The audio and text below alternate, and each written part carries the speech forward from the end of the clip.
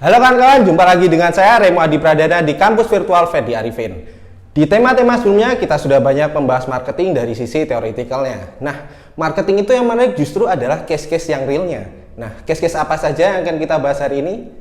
Saksikan lebih lanjut di channel ini.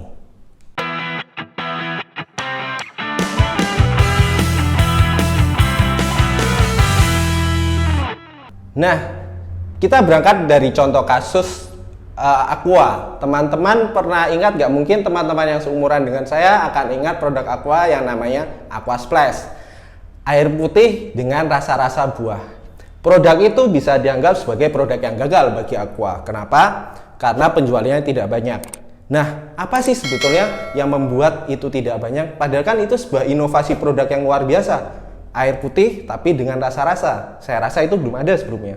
Tapi ternyata itu tidak laku di pasar. Kenapa? Karena satu hal yang miss mungkin dari Aqua ketika membuat produk itu adalah logic dari konsumen. Kenapa? Sudah dari lahir mungkin kita merasakan air putih itu tawar. Benda cairan yang bening itu rasanya tawar. Apalagi Aqua, dia menanamkan air putih rasa-rasa. Nah, di situ menimbulkan confusing di benak pengkonsumsinya. Kenapa? Karena susah kita menerima air putih yang punya rasa. Ditambah lagi dengan kemasan yang bening, itu akan membuat kita kebingungan memaknai produk ini dari sisi logik kita. Nah, itu tidak laku. Kemudian Aqua merasa produk ini tidak laku, kemudian dia menghentikan Aqua Splash. Maka usia dari Aqua Splash itu tidak panjang. Lantas bagaimana dari sisi bisnis Aqua?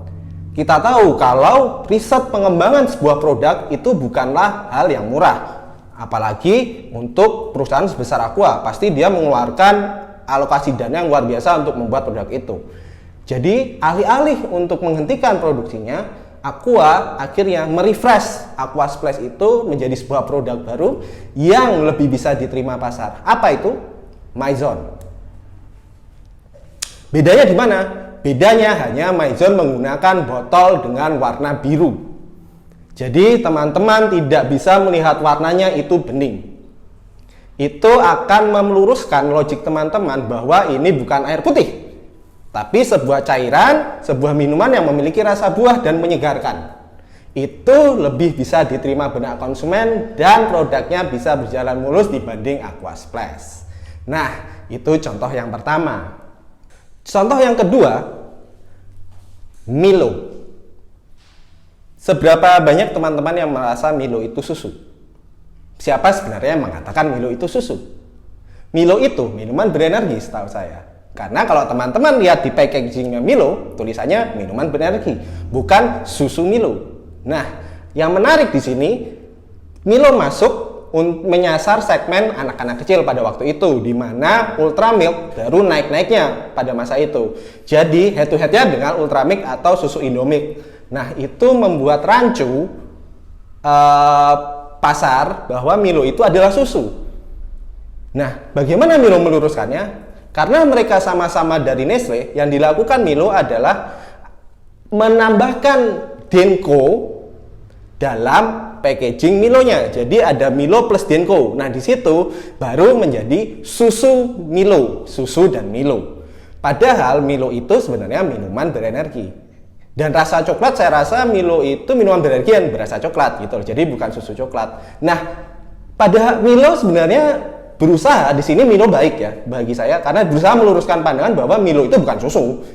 Karena sudah terjadi stigma pasar bahwa Milo itu susu, bagaimana meluruskannya? Nah, makanya pada waktu itu proses pelurusannya mereka menggandeng Denko yang sama-sama di satu lini Nestle untuk membuat produk di mana Milo satu paket dengan Denko. Jadi minum Milo supaya berenergi, ada susunya, ada gizi susunya dicampur dengan susu Denko. Nah, di situ baru jadi susu Milo. Itu yang menarik. Jadi marketing itu tidak selalu persepsi pasar bisa kita pahami. Bahkan ketika kita berusaha meluruskan pun pasar mungkin nggak bisa menerima kalau memang produk kita itu seperti yang kita inginkan. Nah, respon dari Nestle itu mengkolaborasikan Milo dengan Denko untuk meluruskan pandangan itu. Kenapa? Nantinya dikhawatirkan ketika anak-anak merasa Milo itu susu dan menggantikan fungsi susu itu dengan Milo, gizi susunya itu nggak ada. Nah, itu yang berbahaya. Di situ saya rasa ada etika moral sebenarnya yang dilakukan oleh Nestle pada waktu itu. Jadi marketing itu tidak selalu perkara produk Anda laku doang, tapi ada beban sosial atau norma-norma yang harus dipatuhi. Nah, itu contoh di mana marketing itu representing, bukan manipulating gitu. Ya, kita akan membahas contoh terakhir di sesi ini. Saya akan mengangkat Starbucks. Kenapa Starbucks? Nah, kenapa? Apa teman-teman pernah melihat marketing Starbucks? Pernah Starbucks bikin iklan? Atau ada baliho besar Starbucks? Masa perusahaan sebesar Starbucks dia nggak pegang baliho? Gampang buat Starbucks bikin baliho. Tapi kenapa enggak? Karena konsep pemasaran Starbucks menggunakan gerainya sebagai saluran komunikasi pemasarannya.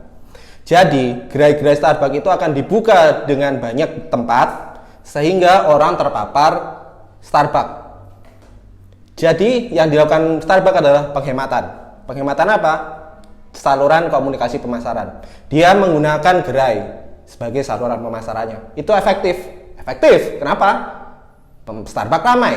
Tapi masalah selanjutnya yang saya alami sebagai orang yang cukup sering ke Starbucks adalah sampai sekarang saya nggak tahu kalau ke Starbucks tuh menunya ada apa aja.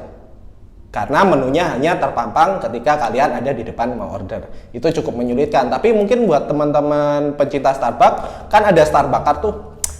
Jadi Starbucks akan merekam apa sih kemauan kalian, minuman apa yang sering kalian pesan. Biasanya akan disuggest ketika kalian mau pesan.